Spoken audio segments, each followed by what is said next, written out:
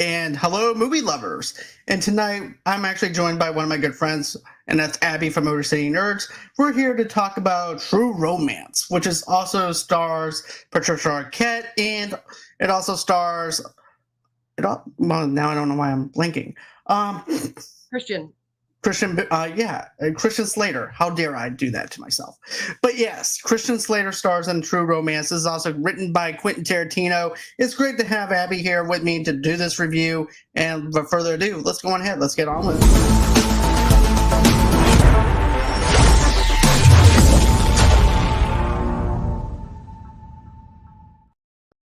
And hello, Abby. How are you? I'm all right. How are you? I'm doing fantastic. I'm excited to talk about this. That's Me for sure. too. And let me just say this. I think True Romance is a dumb title for this movie. I was saying, I was like, do I know what I would always do with guys I was seeing? I would watch them. I would make them watch Natural Born Killers first because I was like, that's still a love story. And then I'd be like, hey, you should watch this True Romance. They're like, meh. And then I'm just like, or I just wouldn't tell them the title at all. And then they'd be all about it. I'm like, yeah, it's awesome. It's great.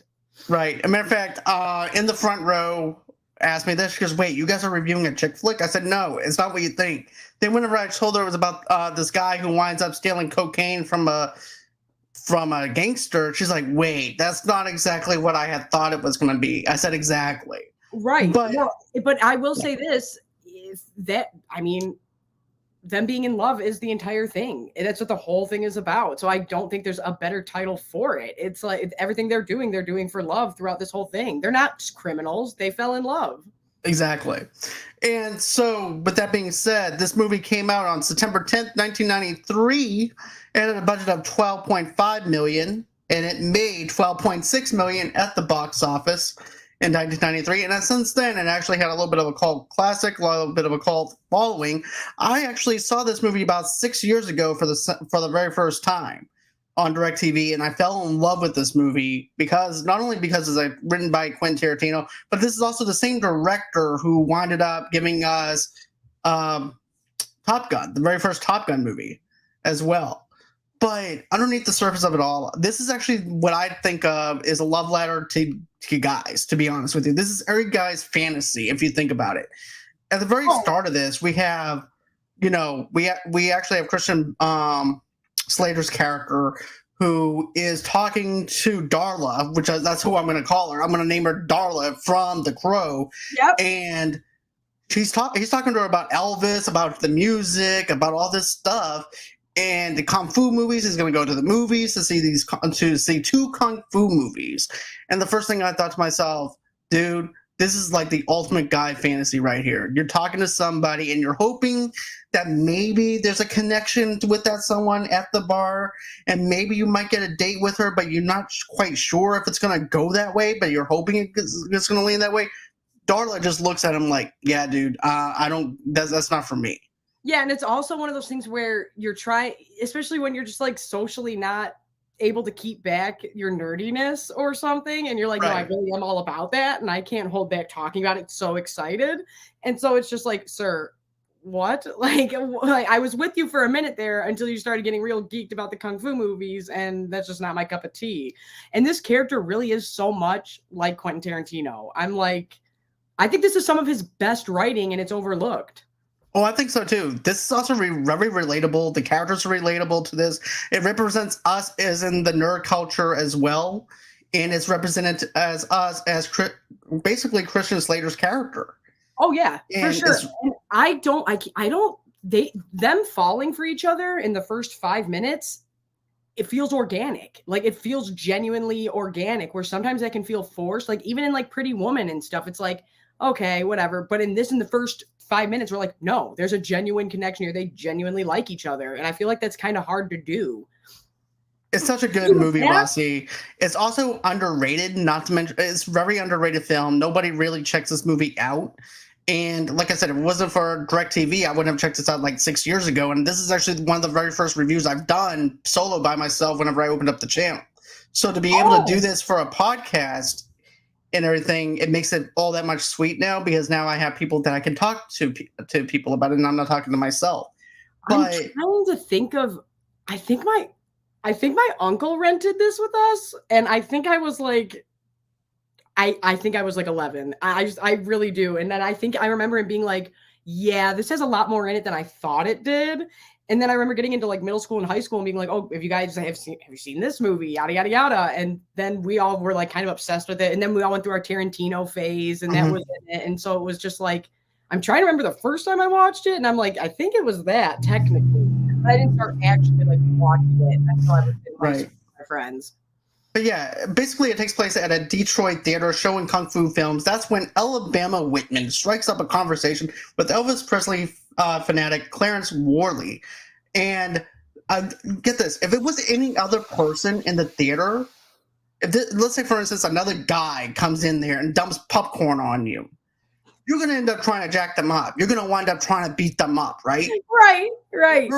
We're hoping, us guys are hoping for that one girl, that one woman that would come in and sit next to us in the theater and be hopefully engaged in conversation about the film or something like that. Or the fact that they are just in the theater of something you're obsessed with. Like, right. Oh, you and like you can it be too? them right next to you. Exactly. And I do feel like Alabama is so likable. None of these characters go away from who they are. And she is genuinely like a lovable goofball a little bit. So you're like, even if I was pissed, I feel like I can't get pissed at you because you're just so. And then it's like, I know it's a call girl thing, but at the same time, I think that's genuinely who she is. Like, and we're going to talk about this one scene too, because the one scene I want to really touch base on is whenever you have, when we wind up seeing the character of, Clarence, and when they're inside the comic book shop and how she's looking at him. We're going to get into that whole entire deal because I think that's very organic, and I think that's something that I really want to touch on in a minute. But I definitely like this whole entire thing because, like I said, as a guy, we would be like, how dare you drop the fucking popcorn on us?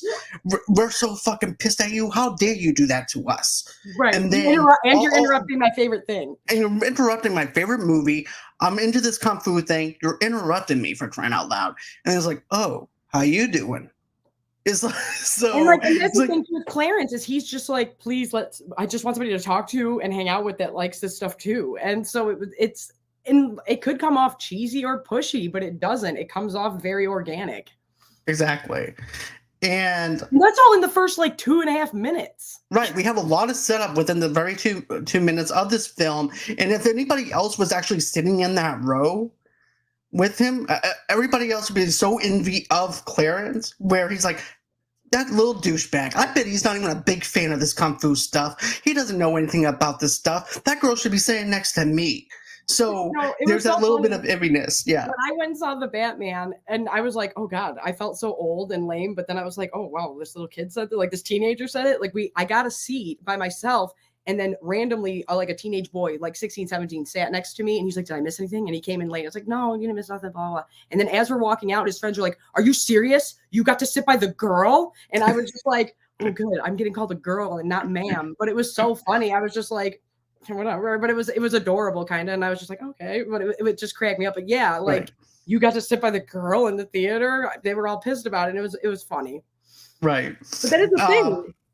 But then I like how whenever they step out, she's over there doing the kung fu moves, doing the whole entire thing, just being geeked out with them. At that point, you don't feel like that she's being paid, even though they don't present the fact that she's being paid until after they have sex, that she is a call girl and she's only been a call girl for 4 days. You'll get that kind of, we'll talk about that in a minute, but she's actually having fun with them. This is like a legit organic thing that she's having. That's what I was going to say too, is the second they leave the theater, you can tell she's like, no, I'm genuinely having fun with this guy. And I had fun learning about this thing he likes. And now we're having fun. And I love that. I love that whole beginning scene. I love it all. I do too. And then she's like, let's go get some pie and let's talk about our favorite scenes. I'm like, ooh, what kind of pie? I'm like a chocolate cream pie person. So let's do that. And so, but I like how it progresses from let's have pie to let me show you one of my favorite things that I love doing, which is reading comics. And she's over there just smiling, just looking at him. And this is where it actually works for me. This is where it sends home for me. She's like, you know what? I really am starting to dig this guy. He seems like a pretty legit person, and I really am falling for this guy. Just the way she looks at him and the way he's geeking out about his comics. I mean, you can definitely tell that Alabama was having fun. Yes, and you can tell in that scene she's like, I really like him, for real. Like, I genuinely really like this man, and I like, even though I might not like this thing he's talking about, the fact that he's so passionate about it, I like that.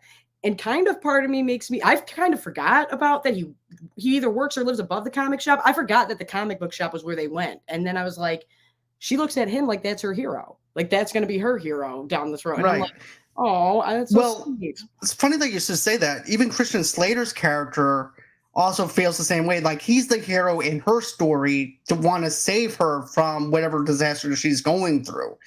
So as a man, he wants to take charge. He wants to be the knight in shining armor for her.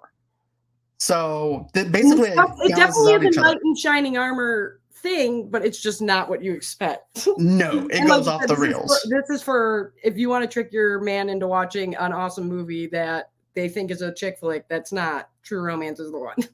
Exactly. But then, of course, they wind up having sex. They wind up sleeping together. And then he wakes up and he winds up seeing Alabama hanging outside. And she's like, look, I have something to confess to you. He goes, what? And she goes, I don't know how to break this to you. I've only been a call girl for 4 days, and I was hired by your boss to go out with you, to sit next to you at the theater. On your birthday, yeah. On your birthday. And she's like, and the bad thing is I'm falling for you, and I don't know what to do.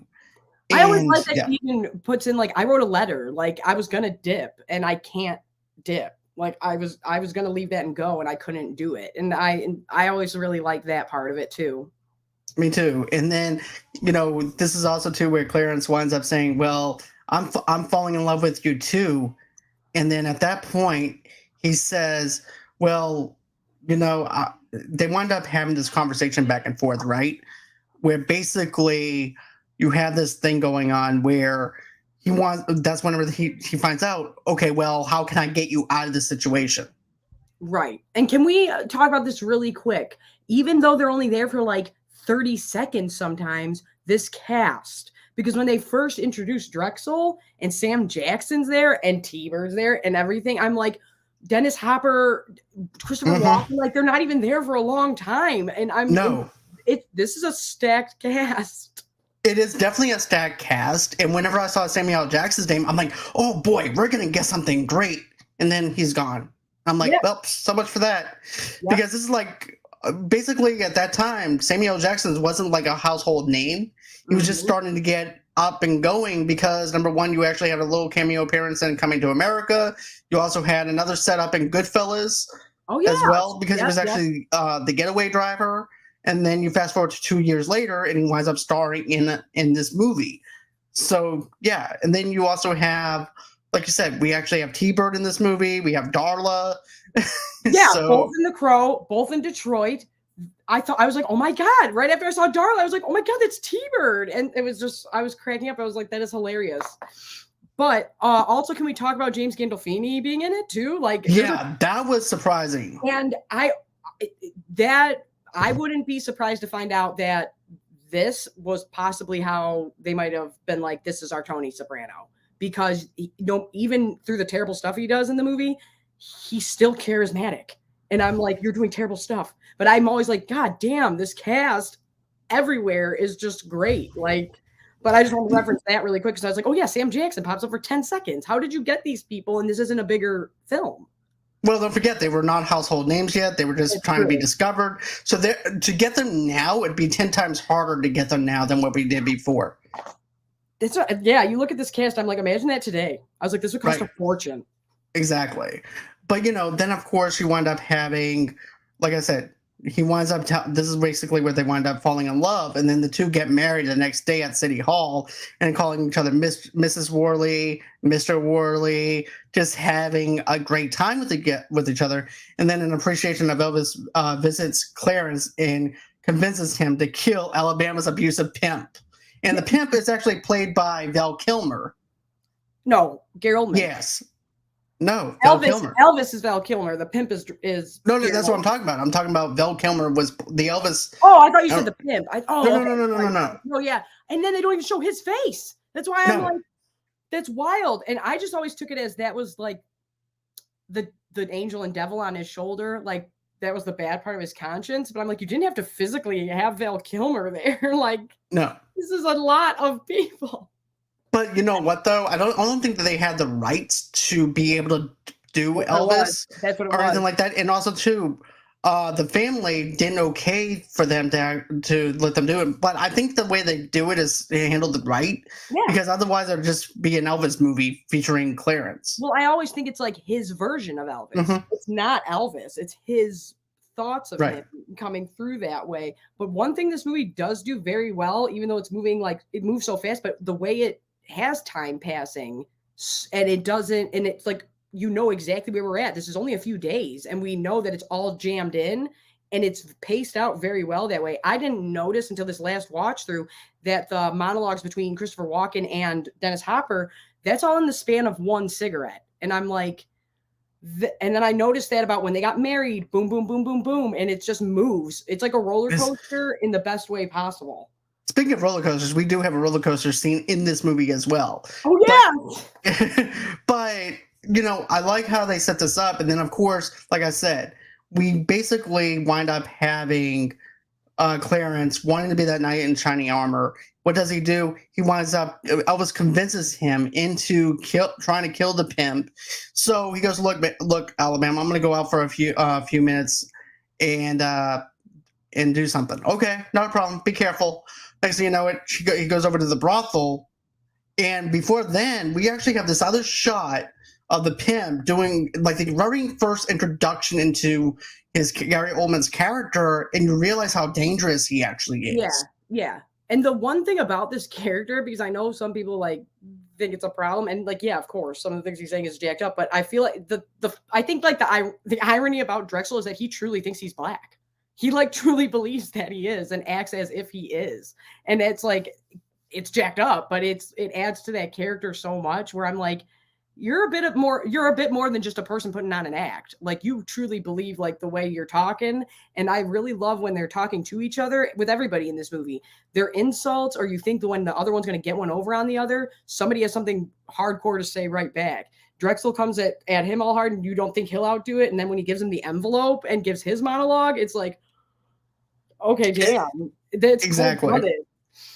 And you know what, though? I like how the conversation with Samuel L. Jackson and all that, and then all of a sudden, Drexel winds up shooting Samuel L. Jackson, and he's gone. But then you have, if it wasn't for that scene, we wouldn't have known how dangerous Drexel actually is. Yep. And I'm just going to say this. Most people who played the pimp and dies is just phoning it in because they know they're only going to be in there for 5 minutes. Yep. Gary Oldman didn't phone this in. He went all in, and you're sucked into this. He should have had a bigger part in this whole entire thing.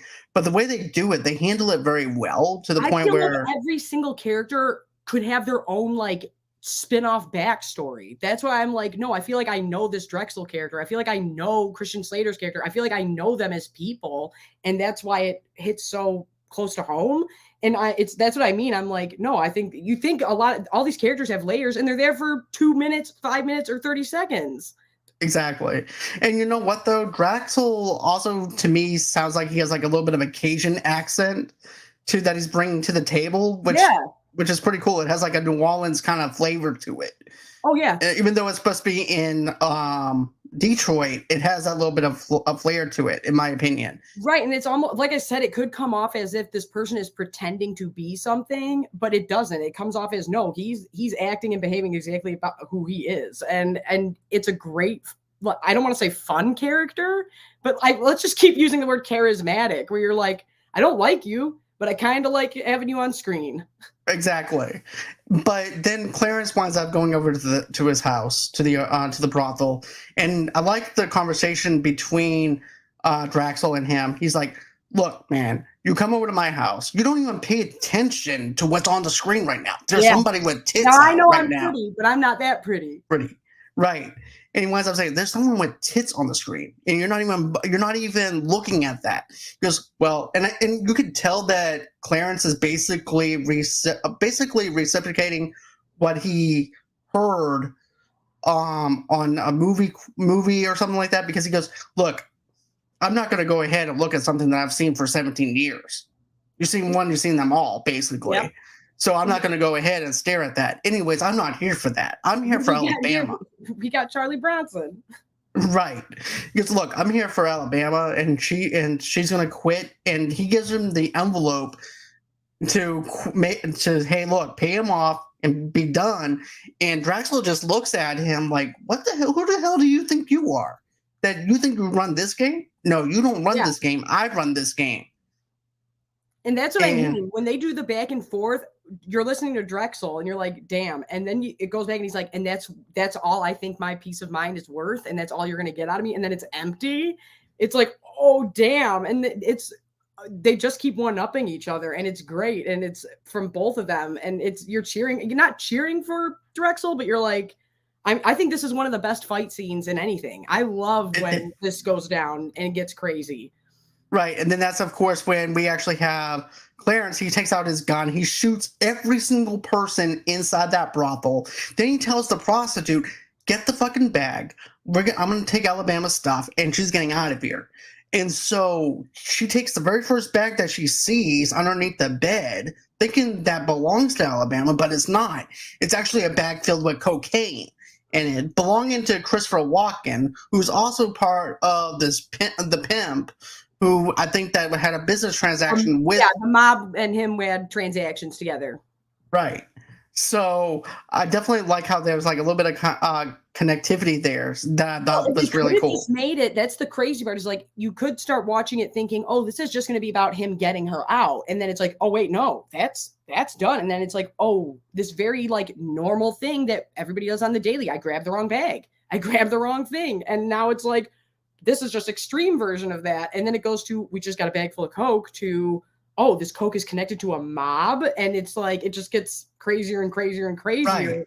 And I think that's the most charming part about it, is that they're not criminals. They didn't set out to do nothing bad or mean or hurt anybody. They just happen to have this happen. It was just at the right place at the wrong time kind of situation, where things just went all on hell on a high water, basically. And Clarence goes back over to the house with the suitcase, not knowing that it's filled with cocaine. And Alabama goes, "What happened to you?" Because he's covered with blood. He's got the Elvis glasses on. He goes, "Look, Mama, I did something bad."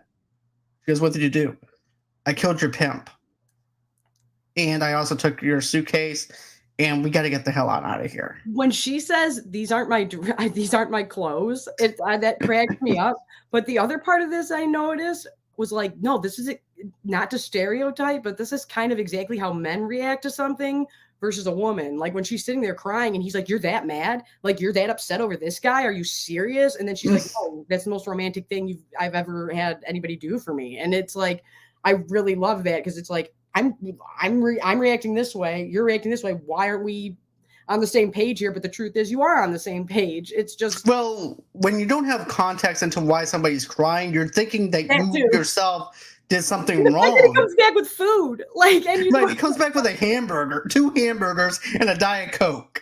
That's what he comes back. So many things in this movie that it's like, I'm running out to get food. But that is where Quentin Tarantino excels, of like basic, how would people talk? What would you grab while you were out? What would we do when we get to the motel? Like, he's very, very good at that stuff. But that always great when he's just like, "I came back with food," and it's almost like they're arguing about, "You told me you'd be home at 9, but you came home at 10. And that's the like funny, cute part about it. Exactly. And then this is also another thing that winds up happening. Now, it's been a long ass time since Clarence went to see his father, Clifford. And at this point, he goes, "Hey, Dad, I ended up marrying somebody. I'm in a whole lot of trouble, Dad. I just don't know what I'm going to do." And you can definitely tell that Clarence's head is not in the right place or anything either, because his adrenaline's going. He's talking 90 to nothing. He goes, "Look, Dad, I don't need no money from you. I just need to know if there's like any connectivity at all with what happened. And if nothing happened, then we're okay. That means I can go to California and we can move on with our lives without having to worry about anything behind our back. And I like how you have that scene where we wind up seeing Dennis Hopper's character goes, listen, son, sit down. And he goes, I haven't seen you in over 6 years. And you come up to me and you tell me that you're married now, you shot somebody, you're in some trouble, you don't know what you're going to. And he goes, that's the this thing, is too like, much. he's honest. Like, he's honest, though. Like, Right. that's the best part about throughout the whole movie is, like, they're not lying. Like, he doesn't go lie to his dad. And we also get a feel, like you said, we know exactly through 30 seconds of talking, you're estranged, really. You're not really talking like that.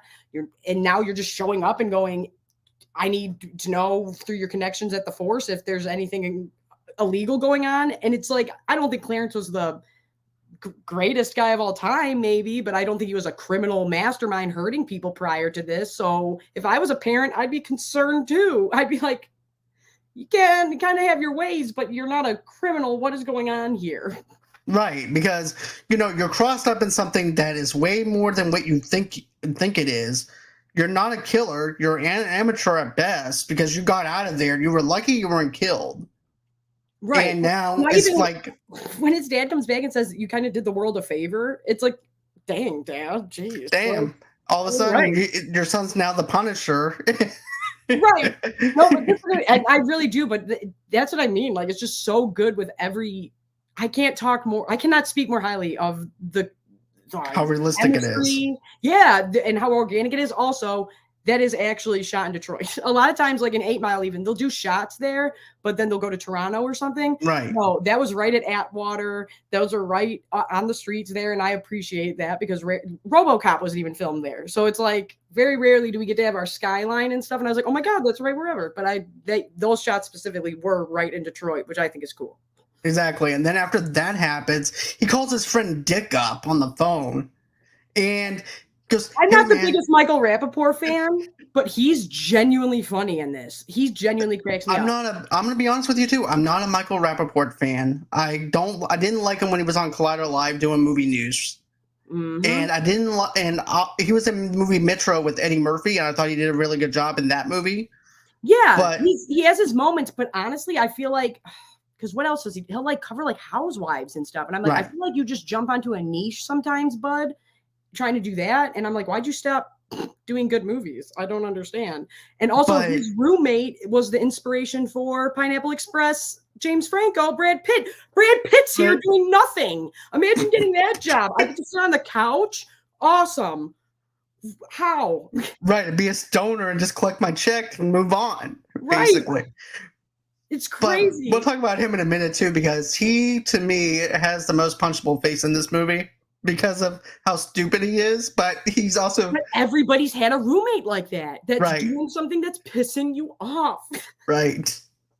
You're right. Yeah, we call Michael Rappaport out in California. Oh my God, his acting. It sucks. Oh my God, that was so bad. Oh, he goes. 2.5 Men. She's in Edward Scissorhands. Yes. And she's like, okay, here's the script. Now read it. He goes, okay, I'm driving and oh shit, I crashed into something. And then she goes, okay, that's enough. We'll call you whenever. You're a great actor. We'll call you back. It's so good. And I'm like, what happened to you, Michael Rappaport? But I love that because that shows it has some stuff within Hollywood about how hard it is to be an actor. And Dick is actually trying to make something out of nothing, which is hard. And he has a roommate that gets on his damn nerves. So you have a pretty good background of who you used to be before you got famous kind of situation. Yeah. If he gets famous. And then you have this friend that just calls out of the blue, just like how he did with his father. Goes, hey Dick, man, did you read the letter? He's like, what letter? The letter. And he goes, look, I got married. I'm married to this girl named Alabama. And all your money troubles are over. All your money. And Dick doesn't even know what to do because, number one, he's on the toilet at that point, too. And he's like, what money problems? What are you talking about? Right. No, I love that. I love that. That's why I was like, man, Michael Rappaport, what happened to you? You're funny throughout this entire movie. Right? Oh, and you also feel bad for him. Oh, sorry. What did you say? And you also feel bad for him, too. Yeah, bad for he gets Dick. roped into it, but I always think it's funny because, like I said, they're not criminals. So the first thing I thought was stop driving a purple Cadillac, but then I was like, wait, you're not thinking like criminals. So you're writing letters, you're leaving a very distinct car driving around. Like they're not thinking in criminal mode. They're just thinking in who can I sell this to and live my life. And get rid of the cocaine, live my life the way I want to, and be done with the whole entire situation. That's pretty much their logic. In and out. And matter of fact, he even says it. Even Clarence says it. I just wanted easing in and out, and that's it. Yep. Because that's what. Because Michael Rappaport's like, I could move it piece by piece, and he's like, I don't want to do that. I'm not trying to do that. Let's just do one and done. Oh, and then once they finally do get somebody to possibly the middleman, when they hit the coke into his face before the cop gets him is still one of the funniest scenes. We're gonna talk about that because I was cracking up laughing on that scene though too. Balky. Perfect Stranger. The person I was watching it with, because he was like, I've never seen it. He was like, Belky. And I was like, what? And then he's like, that's Belky. And I was like, oh my God. And I started laughing, but I was just like, oh my God, that is such a good scene. It is. But, so at that point, you actually have that song. That's, oh goodness, that's what I like, being played in the background. In the phone booth, they're having sex in the phone booth. Clarence and Alabama are. And then there's Dick on the phone. He's like, what the hell is going on? What do you mean money problems? Hello? But did that part aggravate you, or were you okay with that scene? Because for me, I was just laughing my ass off having a good time with it. Oh, see, I think it drives home even more like we're newlyweds madly in love. And I really like that. But do we get that phone call and then we cut back to the dad and Christopher Walken? Is that what happens? That's what happens. Yeah, because I was like, when does the mob start chasing him? But no, I felt like that. Because remember this, he gets off the phone with Dick. Then after that happens, they leave because the dad gives them some money to go over to California. And then that's when Clarence winds up giving him the address of Dick's house. Yes. And then Christopher Walken comes in after his dad goes ahead and comes back from his duty as an officer. And that's when we have that great dialogue that kind of reminds me of Inglourious Bastards. It's so good. It's so good back and forth. And the thing, that's when I really realized it was I was like, okay, I know what's about to be said, but I forgot for how long they both go back and forth about it. And you can tell that Dennis Hopper is not saying this to be a racist. He's saying this because he knows this will piss you off. Like, this is going to make you mad. And I think that's why we don't get as angry with Dennis Hopper's character, even though it is wrong. But even when Christopher Walken's comebacks, you can tell he's like, I haven't killed anybody since 1984. Like, you pissed him off. And I love that. And then we don't even see James Gandolfini. He's just like chilling in the background and then hits him a couple times. And then I was like, oh yeah, you're here being great. Every time this kept going on, I was like, I keep forgetting how many people are in this and how good this dialogue is. I cannot speak highly of it. And we're not going to get into the dialogue part because of the stuff within it. No. But I like how he calls him a squash. Yes. Back to him after what he said over to Christopher Walken's character, and basically he just calls him gay, and that's what people in the mob is gay. That's what he was saying, and that really got under Christopher Walken's skin. Right. That's what I mean. Like, no, that's why we don't get as angry about what you're saying, because we know you're just trying to piss this mob off us. But once again, and then when Dennis Hopper says the line, "Now tell me, am I lying?" is so good. It's so good. It's so good. And I'm just like, nope, this is great. Because at first I was just like, oh yeah, no, I know it's about to. But then I was like, no, this is way longer than I remembered it being. And it's great back and forth. And that's the only time we see Walken. Then he's just gone. That's what I don't understand. He should have had a bigger presence in this movie. I want to talk. I was going to ask you about this after, but I'm curious because I don't know if people knew this, but originally Quentin Tarantino, the Alabama that Mr. White talks about in Reservoir Dogs was supposed to be this Alabama. And that's basically what I got from it was this Alabama. Maybe there was supposed to be, what I'm trying to say is maybe there was a couple of characters that he wanted to do more with later and then just didn't or couldn't. Well, this was actually supposed to be set in the 80s. Oh, this did get pushed pushed back, didn't it? Right, because this was supposed to be pushed into the 80s, and instead it went into the 90s, but it definitely does have like an 80s kind of vibe to it at the same time, though, especially with its color schemes. Then you also have the smoke that kind of enables the whole entire thing of this is like a fantasy kind of movie within this whole entire space of from Clarence's point of perspective. So that's what I got from it. Oh no, for sure. And I just was like, I can't believe I kept waiting. I did think Christopher Walken popped back up. I was like, doesn't he come back for a little bit? And I was like, no, he doesn't. And I was like, oh yeah, Dennis Hopper, you're done. Like, what? And how did you get these people to sign on? I guess it was because it was Tony Scott, but I just still don't understand how this wasn't bigger. Right. Like, geez. But I also like how the henchman said, why did he kill him? Because he called, and this is what he winds up saying. He goes, he called Vincenzo gay and us gay. Well, so he killed him. Like, yep. Oh, okay. Yeah. Like they just like it's a totally normal thing. They act like just like in Pulp Fiction, like they're on the job. They're like, oh, okay, let's go. And then they're just like found the address for these idiots. Right. He goes, hey, Vincenzo, we actually have an address here. So now they go over to Los Angeles where where Alabama and of course, where Clarence is going. Can I just say something really quick? I totally forgot or didn't even know, I guess, that Hans Zimmer did this score, and this score doesn't get the credit it deserves.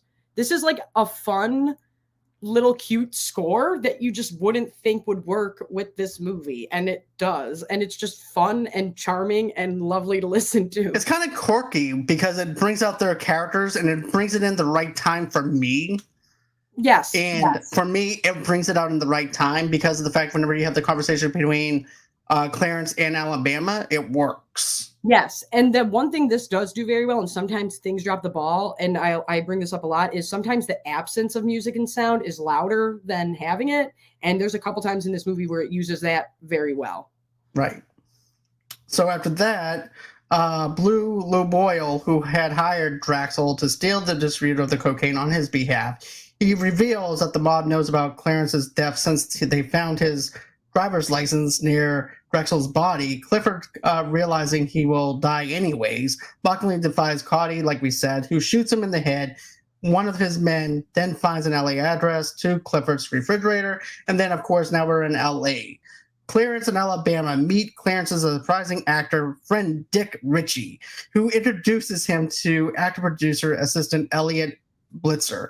So this scene is like friends are arriving whenever they're not supposed to be arriving kind of situation, because you already have the annoying roommate, then you have the person who ends up arriving when they're not supposed to be arriving because you're not expecting them. And Dick wakes up, he goes, what the hell is going on over here? And so hey, how are you doing? This is Alabama. I told you all about her and everything. I'm crazy. We just got married. We're here to see you. And we I always like how it's boom, boom, boom, boom, boom. Like, okay, this is going quickly and we're really going fast. But that's the fun part about it too. Of like, no, we told you all about it. No, you didn't. No, you didn't tell me nothing about it. Like, what do you mean? You just called me and said 5 things and then started banging on the phone. Just like now he actually knows how his father felt because he did the same thing to his father. Yep. No, and the whole time having Brad Pitt's character in the background is so funny and relatable. I swear to God, like we've all had that younger when we're that one roommate who's either doing nothing or annoying you or whatever, or is just there to witness whatever's going on because they're there. He goes, and then when they leave is my favorite part. He goes, hey, can you pick up some food? And then some the stuff he says after everybody leaves every time, like when I almost said Tony Soprano, when James Gandolfini shows up and after he walks away, he's like, tell me what to do. And like those are the best little parts about him. I like it whenever he goes, hey, can you pick me up some food, pick us up some food and maybe some detergent, some cleaner. Yeah. Oh my gosh. No, so the mob starts coming after them. They're out in California. Oh, yeah, they show up there, and then they're going to the motel. Yeah, that's where they're going. Right. And so they go over to the hotel, and this is where basically Dickie says, look, man, I know somebody that could probably move it, but it's not going to be the whole thing. It's going to be a little bit at a time. And he goes, no, it's going to be the whole thing or nothing at all. Yep. So they went on ahead. They set up the meeting with Balky, because that's who I'm calling him. Yep. But producer Lee Donowitz while Clarence is out buying lunch, Cotty's enforcer, Virgil, finds Alabama in her hotel and beats her for information.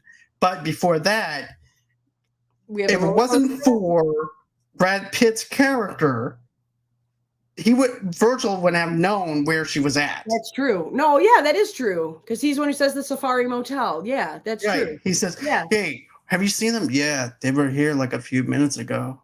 And then, there was like a lot of people here. And then they left. And I will say this, that is one of the most like brutal scenes in a lot of things. So trigger warning for people. But also the fact that, like I said, you see that Tony Soprano a bit where it's like, man, dude, you're so brutal, but you're not nice, but you're charismatic doing this at the same time. And even when he's like, you got heart, kid. And Alabama don't give up. She never sells Clarence out. She just keeps fighting back when she can, the way she can. And I always really love that she never sells him out. And the funniest part is, once again, it's just sitting under the bed.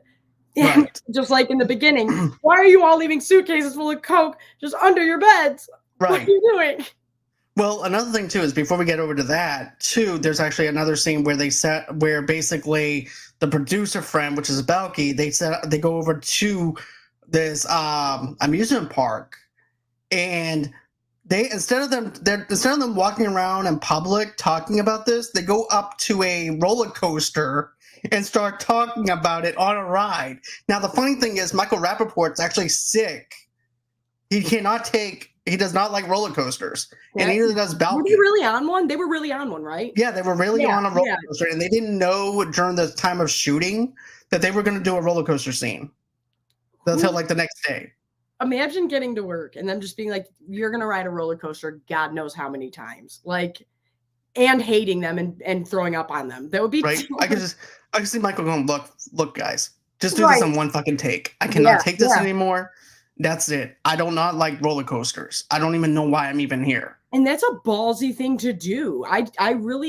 I don't know of another movie that does that. I don't know of another movie that does a full conversation on a roller coaster. Literally. Well, that just goes to show you how Clarence actually operates, because of the fact that he's an amateur. He does not know this is not a place that you could do business and conduct business on. Yes, you block out the sound. Yeah, nobody notices. So it's kind of smart, but at the same time, it's also kind of dumb. Because it's almost like he's operating off of all of the movies that he watched, that he's seen. And exactly that's what he's doing. And it's like, okay, bud, I don't think you need to do all that. But that's the thing too, is even when he thinks like getting rid of all of that is a normal ask of somebody, where it's like, I'm sure we could all think of a friend or somebody who would want a personal amount, maybe, but it's like, when you're like, oh, can you just get rid of all of this? That's a crazy thing to ask people. And he's like, totally normal. Totally. I mean, not that the other one's normal either, but it's like, wait, what? Like, no.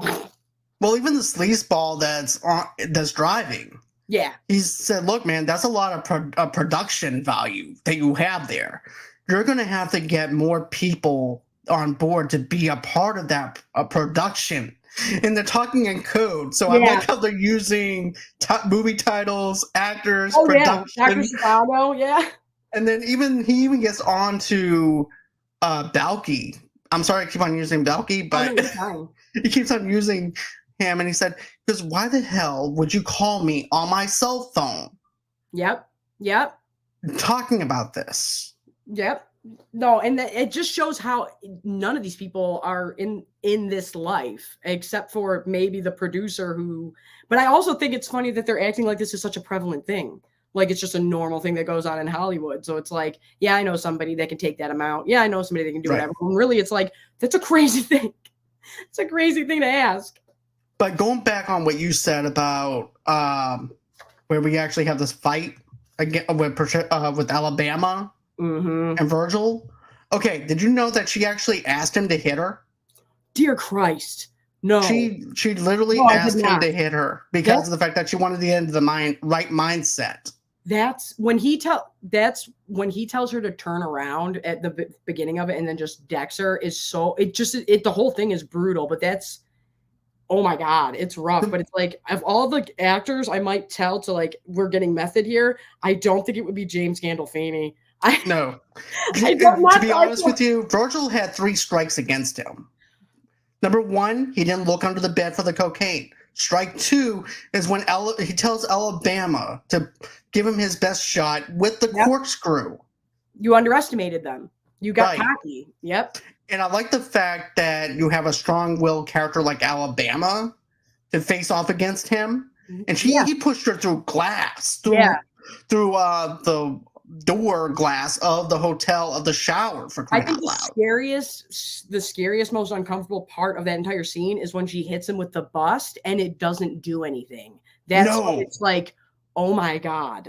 I'm in trouble. This is going to get way worse. And as an audience, you're already like, oh my God, this is already so bad. But yeah, no, out of all the actors I think I'd ask to actually punch me in the face, it definitely wouldn't be James Gandolfini.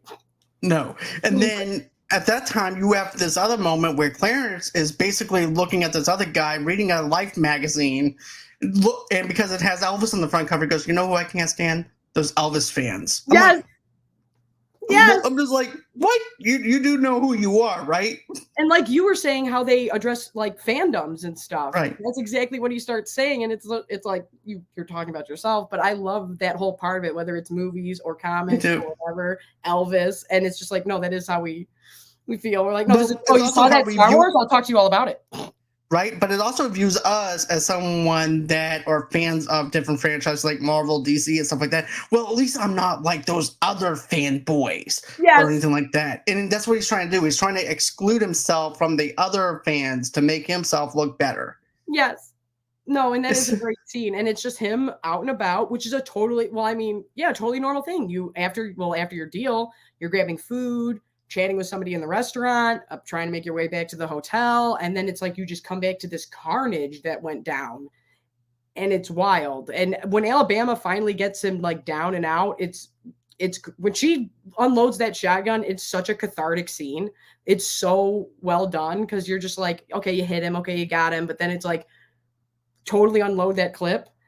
It's such a cathartic moment as an audience. Like it's better than I feel like that's the best one in the entire movie. Like right. It's great. But then after that happens, Clarence winds up coming into the hotel. It's very smoky. You can definitely tell that this is actually one of those scenes that they use in the 90s where they use a lot of smoke screen for this kind of thing, which I really thought it in, to be honest with you, I thought it actually added more to the scene. And so he pulls her out of there. And he attends to her wounds, and I like how he's over there. He has the gauze. They're sitting on this couch in Los Angeles. I believe that might have belonged to the Craft. I don't know. I'm just picking around with that. But anyways, they're sitting down on the couch and attending to her wounds. And then he's like, well, if anybody asks, you got hit in the face with during basketball. Yeah. I'm like, and then I like when Dick just looks at her. Once again, like even when they're leaving the hotel, they're just like, no, we're gonna be okay. We're gonna get out of here. No matter what, it's still me and you. And I love that about this, that we never lose sight of this is it. It's me and you against everything else. I really do love you and you really do love me. And every situation they get put in just always lands there. And like I said, even when they're leaving that terrible situation and he's holding her in the car, it's like, I don't know whether to cry or be like, hell yeah, because it's such a cathartic moment. Right. But at this point, this is the part you were talking about, though. Elliot is pulled over for speeding and gets charged when his mistress spills a bag of cocaine. Well, that's putting it lightly in my notes. She winds up taking. It's so good when she's like, "I'm not putting that in my purse." And he's like, "Come on, I'm not putting that in my purse." And just the way they're talking about it, just put it in your purse. We're gonna get caught with this. Asking me to put like a camera in my bag, like, and right. And she's Speaking like, of blow, she was gonna give him a BJ as they're doing blow. Yeah. And they get caught, and then they wind up getting pulled over. This reminds me of GTA in so many ways. I'm on Vice City when. On this one part, I got Vice City vibes off of this. And I think the best part of it is that they don't even show the conclusion with the cop.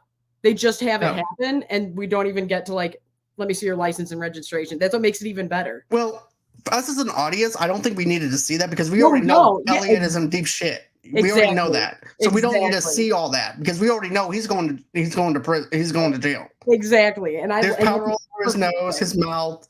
Yeah, you're going to jail. There's no way they can actually say that was sugar on your mouth. Yeah, when she slaps the bag and it goes everywhere and just starts laughing at him, it's great. It's hilarious. And that is, I always say this, like, show us, don't tell us. And that's a perfect way to do it. We don't need to hear the cop, but I do think it makes the scene funnier that we don't even have him come up fully to the vehicle. It's like, we already know you're screwed. And this was hilarious. Exactly. And then Elliot is making a deal with the cops at this point. And Chris Penn shows up. Yeah. And Tom Sizemore.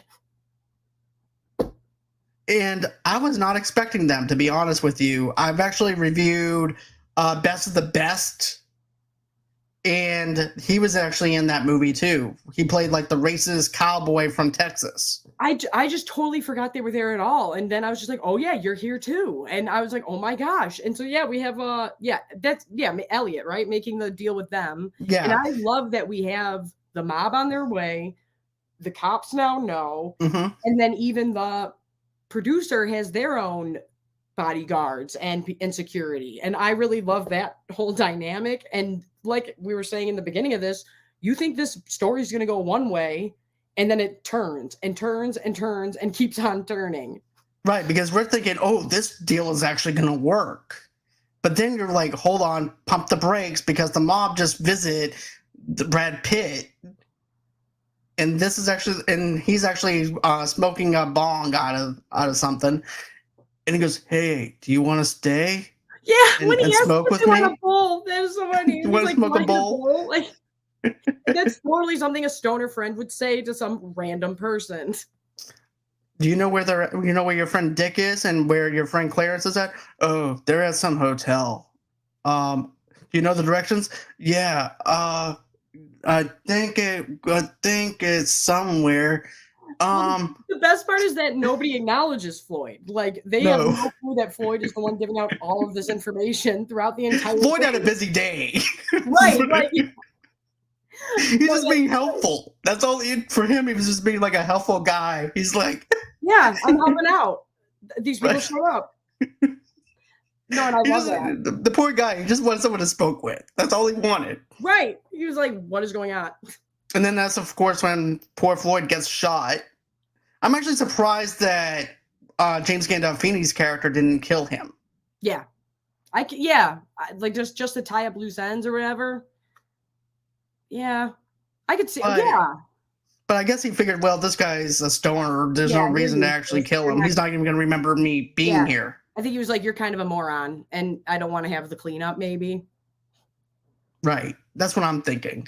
So at that point, this is where we actually have everything that ties in together, because number one, you have Elliot who's going to try and wear a wire to get his sentence reduced. And then I love the cops. I just love the cops altogether.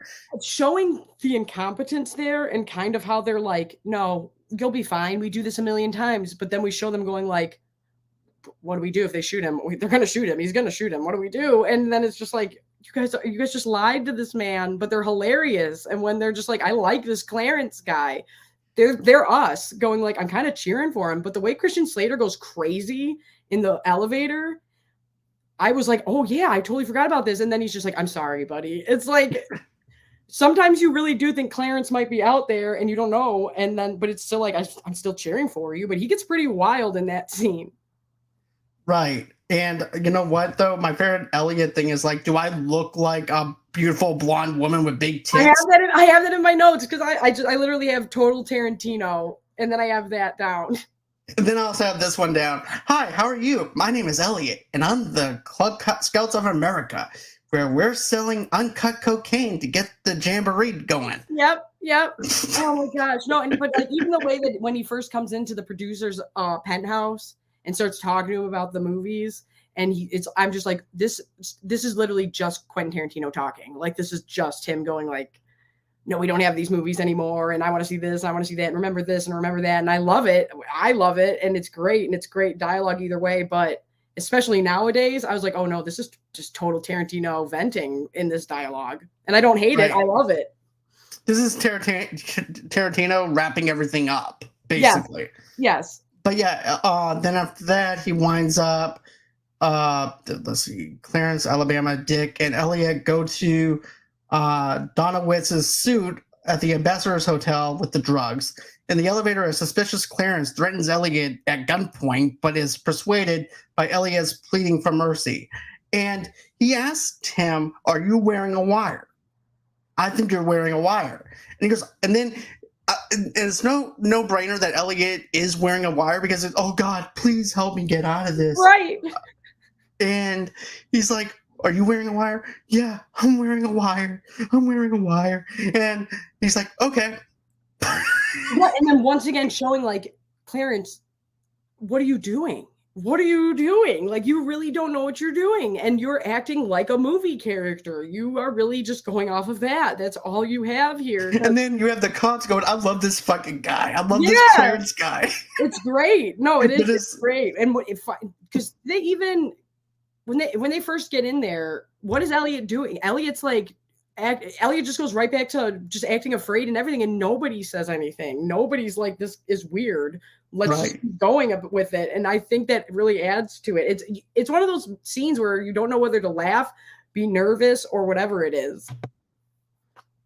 Exactly, because you're nervous for Elliot. You're not sure if Elliot's going to even make it out of there alive or not. Oh yeah, and then we hoping. see, the cops, so we're nervous for Clarence and them. We don't know what's going to go on there. Then we see the mob coming in, and it's like, which way is this going?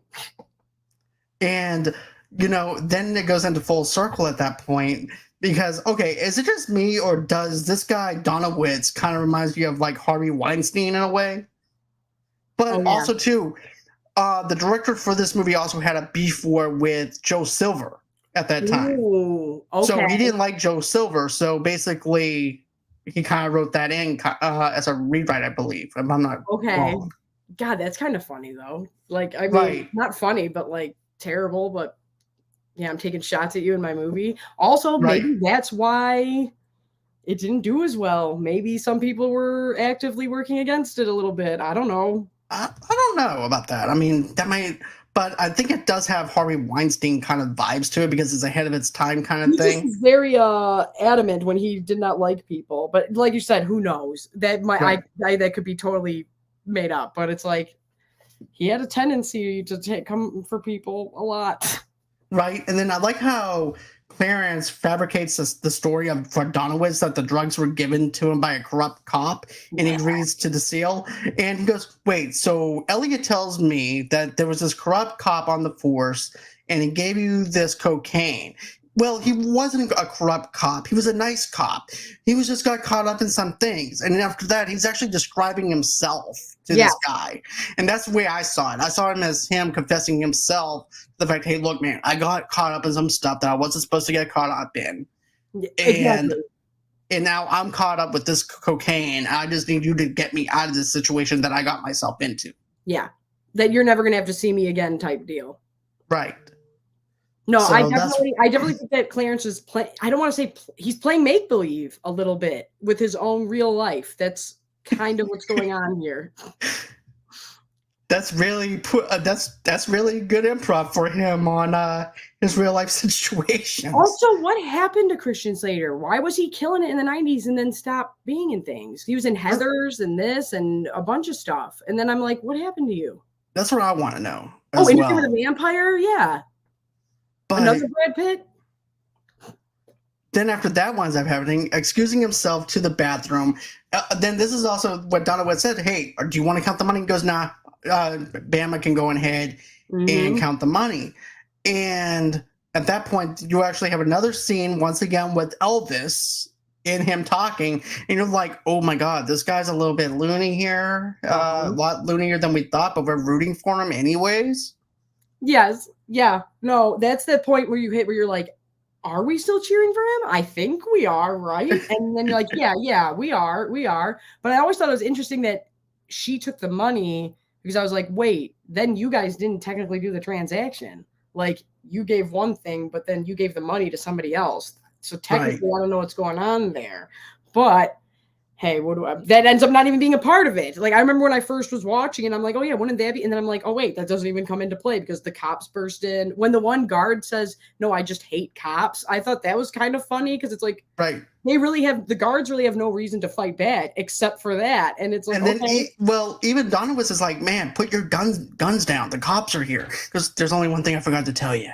Yeah. I hate fucking cops. Right. It reminds you of like an action movie. It's like, there's only one thing I gotta say. Yeah. I hate fucking cops. But it works. It's like, okay, you believe this man. You believe it the way he says it. He's not going to back down either. No. So then we have these 3 different factions coming at each other. And in the kerfuffle, our favorites get away. And it's like, it's the best. I love that part. Because normally they don't. Normally, if it's a Bonnie and Clyde situation, they're normally criminals. They're normally going to get taken out. It's a Tony Montana mob story, whatever. They normally are their own falling, but this couple isn't like that. They didn't want none of this. So it's like, hell yeah, they finally get away in the end. It's great. We're going to talk about that in a minute because there's actually an extended thing that they were going to do with that. Ooh. That got deleted because and everything, but we're going to talk about that in a minute. Elliot reveals himself to be an informant by asking the cops if he could leave, whereupon a shootout erupts. Dick throws the suitcase of the drugs in the air, where it shreds by gunfire and flees. Donowitz, his bodyguard, Elliot, the cops, and the mobsters are killed, and Clarence is wounded as he exit in the bathroom. And you know what, though? I'm glad that Dick got away. Yeah. Because he was just an innocent bystander. He was just someone that got caught up in something and wanted to no part of it. Because if you remember, let's see here. A. Rogers, I enjoyed the review and the conversation. I'm so glad that you're enjoying this. I really am. But if you remember in this other situation, before they leave Floyd's house, you see where you have Dick. He goes, hey, Clarence, wait. And there's that moment of hesitation. Yeah. And I think it's like the fact, because don't forget, he does get the call saying that he got the part. Right, yeah. And so this is what I am thinking, that he was just going to go ahead. Hey, look, man, I set this deal up for you. I don't want to be a part of this. You're on your own. Yeah. And this is probably going to be on his way to stardom. This is probably going to be where he wanted to be at in his life. Even if it was like a B role, at least he got a role that he's been wanting to do. He just earnestly wanted it.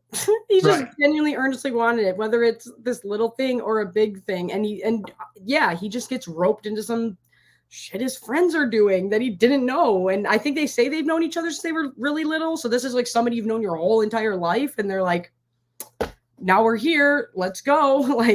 Let's do it. So I was always glad he got away too. But I do always enjoy the fact that Clarence is in the bathroom the whole time. Like, he's not in the middle of everything. He's legit in the bathroom. Right. Like, and he's talking to Elvis. Yeah. Avoiding the entire conflict almost. And I like how Clarence just looks around like, what the hell happened? Exactly. And then he looks at Bama, gets her out of there, gets the suitcase, walks out with the money like nothing even happened, and walks past the guards, the cops, walks past everybody, and they walk out into the sunset. Yeah, and I think that's very rarely do we just get that cute, happy ending at the end of something like this. I love it. I love it every single time because you're holding your breath from the time the shootout starts. You're just holding your breath, and you're like, what's going to happen to the 2 we started with? And then when you're like, okay, they're getting out of the hotel, they're getting in the car. Oh my God, they're driving away. Oh my God, they made it and they're alive. And you're just like, we can finally be at ease now as an audience. And it's great. It really is. And it's like all that tension is now gone. You actually have the other cop that winds up shooting the other gangster for shooting his partner because he died. So you have that being closed out. Then but the only thing I have to say is Bama kind of took a back seat a little bit because she was the upfront and center for all the way through this whole entire movie. Yeah. And then she kind of just is there just to be there. I'd agree with that. Yeah. No, that she's kind of just stuck there for the last part of it for sure. No, definitely. And because she's kind of just down on the ground for a minute. And then then he comes out, they get hit, and then they take off. Because I'm just like, No, you're right. I would agree with that. I wish she kind of had more of an input or at least something. But then I always forget that they put on the ending of like them happily with a family at the end. Right. Like we get that little Right. flash forward, and I love that. And normally I kind of hate that, but I really like it in this where it's just like, I fell for you, you fell for me. It's genuine, and here we are. And don't forget, this is actually where they were talking about. If you could go anywhere in the world, where would it be? And Alabama says Cancun. And so this is actually where we leave off at. He and Alabama escape with Donowitz's money as more police arrive. They flee to Mexico, where Alabama gives birth to a son, whom they named Elvis. I love that. I love it. I don't care. Now, I love it. This is where I'm going to tell you that they changed the ending to this. Okay. Originally, Clarence was going to die. I don't think I would have liked that. Right. And at first, Tarantino didn't like this ending with them ending in Cancun. But over the years of him thinking about things, he definitely started liking the ending the way it was. Okay. No, because I can definitely see, because like I was saying, normally you don't get that. We normally don't get somebody doing something bad getting what they want, but these characters are so genuine. I do think that they deserve their happy ending. I don't know if I would have hated it if like she had a kid and was in Cancun without him, but no, that happy ending of them and her watching her kid and him play on the beach, it's just this, it's a perfect little cherry on top of this movie. It really is. I love it. Definitely. I love it. This is actually hands down one of my favorite movies to watch. I rewatched this twice so that way I can get all the stuff that I wanted to get from it. This movie is not streaming anywhere right now, as far as I know. I had to rent it. It was like I think it was like $3, but still. I bought this. This is the Steelbook. I actually bought the Steelbook because I love this movie so much that I had to do it. Not only that, but this is also an underrated film. Oh yeah, for sure. So I had to buy this. I don't care if it's cost me like $53. It was worth it. No, it is. That's awesome. But yeah. No, with everything you got with it too, that's so cool. It's definitely awesome. I definitely enjoy this film. I'm so glad that we got a chance to review this film. Like I said, this is actually one of the movies that I reviewed when I first opened up the channel. I did a solo review on it, and now I'm actually getting a chance to geek out with somebody that loves it more than I do. So no, that's awesome, and thank you for that's so cool. That isn't it fun doing things like that when you're like, man, I did this once before, but now I'm kind of better at it and met people, and it really is. Right. This really is such a good movie, and I was so happy when you were like, oh, do you want to do True Romance? I was like, hell yeah, I want to do True Romance. I'm so down to do True Romance, and it's not talked about enough. No, it's definitely not. And I remember, like I said, Jamie in the front row, which is another YouTuber that I actually have as a friend. She's like, "Oh, you guys are gonna do a chick flick? Give her the synopsis. Never mind." Yeah, yeah. I'm pretty sure. Yeah, I'm pretty sure this was one. Like my uncle would always do this. Like he was one I watched The Exorcist with, and like everything else. And then my mom's like, "What?" But I'm pretty sure he was the one who was like. Because remember when you used to go to the Blockbuster and you could explain a movie to somebody? I love those days. That was the best. I had the 5-star system. Yeah, no, it sucks. But I remember I hate it now that you can't have somebody to like converse with. But I remember being at the counter and him explaining that one and The Burbs. And he was like, you don't know what I'm talking about? And somebody like in the background working was like, I know what you're talking about. It's right over here. And it was the best part of going there. But I do remember that being one of them. And I do remember him being like, I think there was more in this than I thought. And that one in Freeway, I remember that was another one where I was like, should I be watching this? This is kind of rough. But speaking of other movies I'm going to be reviewing, coming up on Wednesday, 8 o'clock Central Time, 9 o'clock Eastern Time, I'm going to be reviewing Almost Famous with my good friend Soda. Oh my gosh, I'm just about to make Mom watch that. Yeah. I haven't seen it. It's so good. It definitely is. I didn't even know there was like a bootleg cut of it, where it was like a director's cut. So I watched the director's cut. I prefer the theatrical cut over the bootleg cut. I think that's streaming. If people want to know on Paramount or Peacock or one of those, because it is streaming on something, but one of those. But yeah, I am going to be doing that with Soda. He's actually the part of the Multiverse of Geekdom channel, and so we're going to be doing that 8 o'clock Central Time, 9 o'clock Eastern Time over on this channel on Wednesday night. So go ahead, tune in for that. Abby, do you have anything going on as far as yourself I got my channel, YouTube, Motor City Nerds, and then I'm on Twitch playing games a lot lately. Right now we're just doing Succession. I'm covering Succession. That's my big thing right now. But yeah, other than that, it's just kind of willy-nilly, here we go. But yeah, I'm trying to stream more on my gaming channel, but yeah. Okay. And of course, if you guys want to, I'm sorry. You're welcome anytime. No, it's fine. And of course, guys, if you guys want to, we do have an audio-only podcast and stuff like that too. So if you're on the go and you can't watch our show, you guys can catch that on the go for the audio format. So with that being said, I'm going to be closing out the show. I hope that thank you for everybody tuning in tonight. I do appreciate that so much. Thank you for everybody in the comment section. Thank you to my co-host Rozzy for commenting. Thank you for Brian Ruse for commenting. And thank you, A. Rogers, for commenting as well. And that's going to do it for the show. And always until next time, guys. Bye-bye.